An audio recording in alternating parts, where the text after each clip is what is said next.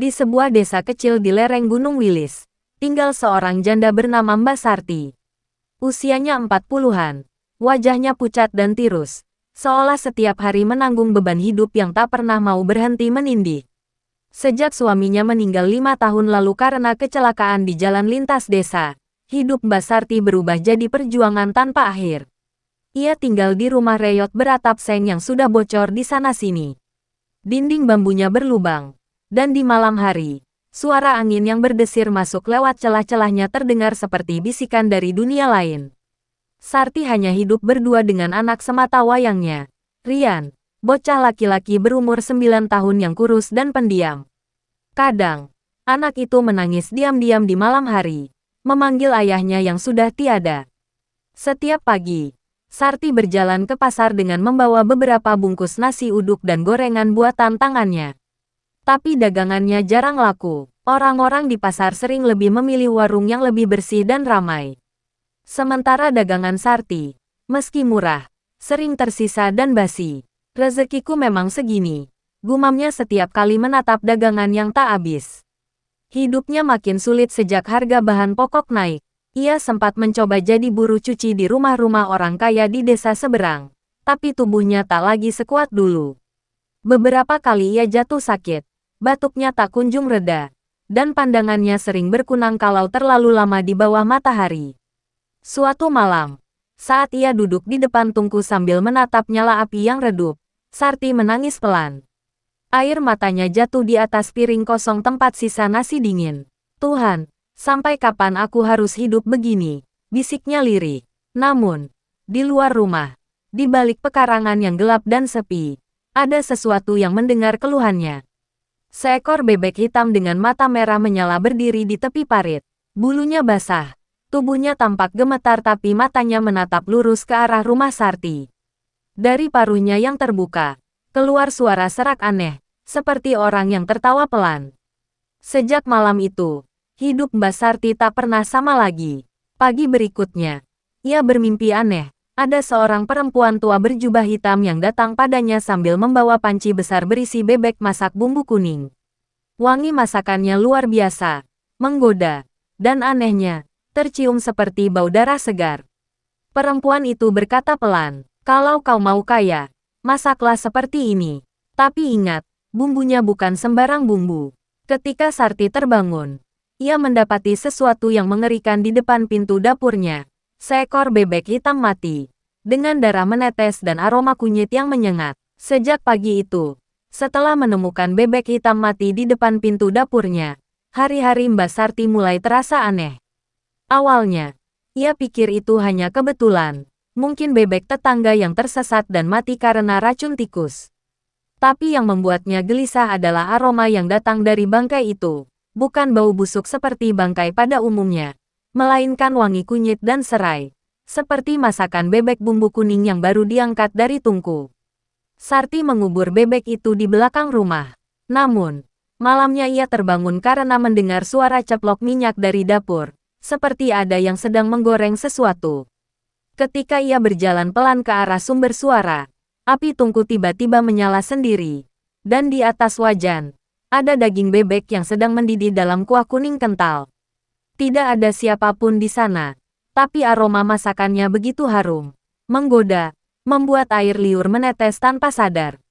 Suara perempuan tua dari mimpinya terdengar lagi dari arah belakang. "Ambil sedikit kuahnya, oleskan di tanganmu. Besok daganganmu pasti laku." Sarti ketakutan setengah mati, tapi entah kenapa, ada bisikan halus di dalam hatinya yang mendorong untuk menuruti suara itu. Tangannya bergetar. Tapi ia menurunkan wajan, mencelupkan jari ke kuah bebek yang mendidih. Dan anehnya, ia tidak merasa panas sama sekali. Keesokan harinya, saat ia menjual nasi uduk dan gorengan seperti biasa, sesuatu yang luar biasa terjadi. Semua dagangannya ludes hanya dalam waktu 1 jam. Orang-orang berebut, bahkan meminta dibuatkan lebih. Beberapa pembeli berkata, "Wah, harum banget ya, Mbak. Rasanya beda. Gurih banget." Sarti tak mengerti. Ia tidak menambahkan apapun ke masakannya selain resep biasa. Tapi sejak hari itu, rezekinya mengalir deras. Seminggu kemudian, Ia membuka warung kecil di depan rumah, menjual bebek bumbu kuning. Masakan yang tiba-tiba saja ia bisa buat tanpa pernah belajar. Rasanya lezat luar biasa, dagingnya empuk, bumbunya meresap, dan aromanya bisa tercium sampai ujung jalan. Orang-orang datang dari desa sebelah hanya untuk makan di warungnya. Namun, kebahagiaan itu tidak datang tanpa tanda-tanda aneh. Setiap kali ia memasak, ia selalu merasa ada yang berdiri di belakangnya. Suara langkah kaki, napas berat, dan bayangan hitam sering melintas di dinding dapur. Kadang, ia melihat bayangan itu memiliki bentuk seperti bebek raksasa dengan mata merah menyala, menatapnya diam-diam dari jendela. Tapi begitu ia menoleh, bayangan itu lenyap. Yang lebih menyeramkan, setiap kali ia memotong daging bebek, darah yang keluar tidak merah, melainkan kuning kecoklatan, beraroma kunyit. Dan setiap kali ia selesai memasak, akan selalu ada satu potong daging yang hilang tanpa jejak. Malam-malam Sarti semakin tidak tenang. Suatu malam, Rian, anaknya, menjerit dari kamarnya. Bu, ada bebek di bawah ranjang. Sarti berlari tergesa masuk ke kamar. Ia menyalakan lampu, tapi tidak ada apa-apa. Hanya bau kunyit yang kuat menusuk hidung. Saat ia hendak menenangkan anaknya, dari bawah kasur tetesan cairan kuning kental menetes ke lantai, hangat dan berbau amis. Sejak malam itu, Rian berubah. Anak itu sering melamun, jarang bicara, dan kulitnya tampak pucat kekuningan. Kadang di tengah malam, Sarti mendengar anaknya bergumam pelan. Bebeknya lapar, Bu. Sarti mulai takut dengan dirinya sendiri. Tapi di sisi lain, uang terus datang. Ia bisa memperbaiki rumah, membeli perabot baru, bahkan banyak tetangga mulai iri. Namun, setiap kali ia mencoba berhenti berjualan, kejadian buruk menimpa. Ayamnya mati mendadak, genteng rumah pecah sendiri, dan suatu kali ia melihat bekas cakar besar di pintu dapur, seperti hewan yang ingin masuk. Hingga suatu malam, perempuan tua berjubah hitam dari mimpinya kembali datang. Kali ini bukan dalam mimpi, tapi benar-benar berdiri di dapurnya. Wajahnya keriput, matanya seperti lubang kosong tanpa bola mata, dan tangannya membawa panci besar.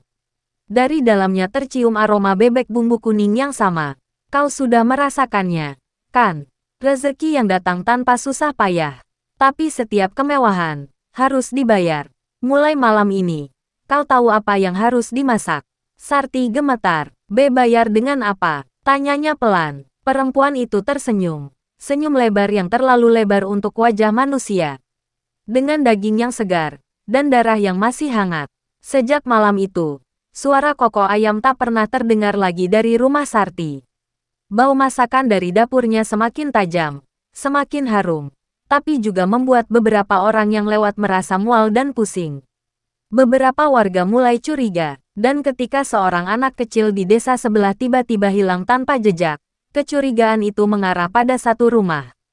Rumah janda miskin yang kini hidup makmur. Warung bebek bumbu kuning milik Mbak Sarti. Hari-hari berlalu, dan warung bebek bumbu kuning Mbak Sarti makin ramai. Dari pagi sampai larut malam, pembeli datang silih berganti. Meja selalu penuh, panci tak pernah sempat kosong. Namun, setiap kali wajan bebek diangkat dari tungku, aroma masakannya selalu lebih kuat dari sebelumnya.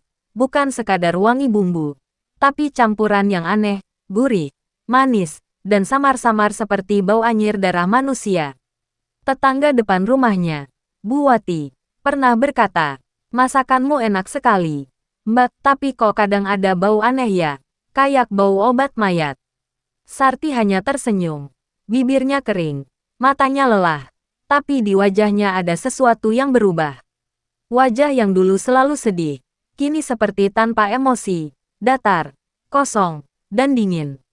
Ia mulai jarang berbicara dengan orang lain, jarang keluar kecuali untuk ke pasar membeli bahan.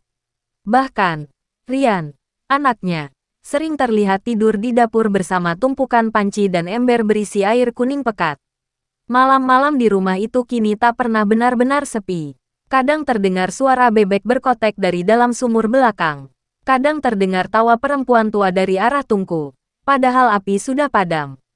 Dan yang paling membuat bulu kuduk berdiri, aroma masakan selalu muncul setiap lewat tengah malam. padahal tak ada yang sedang memasak. Suatu malam, seorang pemuda bernama Rudy, pelanggan tetap warung, memutuskan mampir karena penasaran. Ia ingin tahu, dari mana datangnya rasa luar biasa di bebek bumbu kuning itu. Tapi malam itu warung sudah tutup, lampu hanya redup remang. Ia mengintip lewat celah jendela, dan di dalamnya, ia melihat sesuatu yang membuatnya nyaris pingsan. Mbak Sarti sedang duduk di depan panci besar. Tubuhnya membelakangi jendela. Rambutnya terurai menutupi wajah. Tangannya mengaduk pelan daging dalam kuah kuning. Tapi yang membuat Rudy membeku adalah, di sebelah panci itu, ada kaki manusia, terkulai di atas meja potong. Kakinya pucat, dan di ujungnya masih ada bekas darah mengering. Rudy mundur ketakutan, menutup mulutnya agar tak berteriak. Tapi ketika ia menoleh ke arah jalan, ada bayangan bebek hitam berdiri di depan pagar, menatapnya. Matanya merah menyala di kegelapan. Dan tiba-tiba dari dalam warung, terdengar suara serak. Sudah malam, nak, mau makan bebek juga.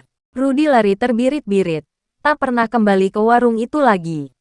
Keesokan paginya, ia bercerita kepada teman-temannya, tapi tak ada yang percaya. Mereka menuduhnya mabuk, atau ketakutan sendiri. Namun, mulai malam itu, orang-orang di desa mulai bermimpi aneh. Dalam mimpi mereka, ada perempuan berjubah hitam menawarkan sepiring bebek bumbu kuning. Aromanya begitu menggoda. Tapi setiap kali mereka mencicipinya, rasa dagingnya berubah jadi amis dan hangat, seperti daging manusia. Sementara itu, di rumahnya, Mbak Sarti semakin jauh dari kewarasan. Ia sering bicara sendiri di dapur, tertawa-tawa di tengah malam, dan kadang terdengar berbicara dengan sesuatu yang tak terlihat. Sudah, sabar, nanti malam ada lagi. Iya, aku tahu kau lapar. Rian semakin kurus, kulitnya kuning pucat, matanya sayu, dan bibirnya pecah-pecah. Ia jarang bicara, tapi setiap kali ibunya memasak, anak itu duduk di sudut dapur, menatap panci besar dengan pandangan kosong. Kadang, kalau ada pembeli datang, Rian hanya berbisik pelan, "Jangan makan, nanti kalian disuruh ikut bebeknya." Tak ada yang mengerti maksudnya. Mereka hanya tertawa kecil, menganggap anak itu terlalu sering sendirian. Hingga suatu sore, langit mendung pekat. Hujan belum turun, tapi angin berputar-putar seperti badai. Di langit tampak gerombolan burung hitam berputar di atas rumah Sarti, berputar terus tanpa henti. Beberapa warga memperhatikan dari kejauhan, dan saat itu juga, dari arah dapur, muncul asap kuning tebal yang berbau menyengat, perpaduan kunyit, darah, dan sesuatu yang membusuk. Malamnya, warung Sarti tetap buka seperti biasa, tapi kali ini tak ada pembeli. Jalanan sepi, angin berdesir membawa suara seperti ketawa perempuan tua yang memanjang di antara pohon pisang. Sarti duduk di depan tungku, matanya merah, dan tangannya gemetar memegang sendok kayu. "Sudah siap, Bob," bisiknya. Dari dalam panci terdengar suara-suara pelan, seperti desisan bebek yang sedang tertawa. Dan dari luar rumah, Rian berdiri diam di bawah hujan, menatap ibunya dari celah pintu.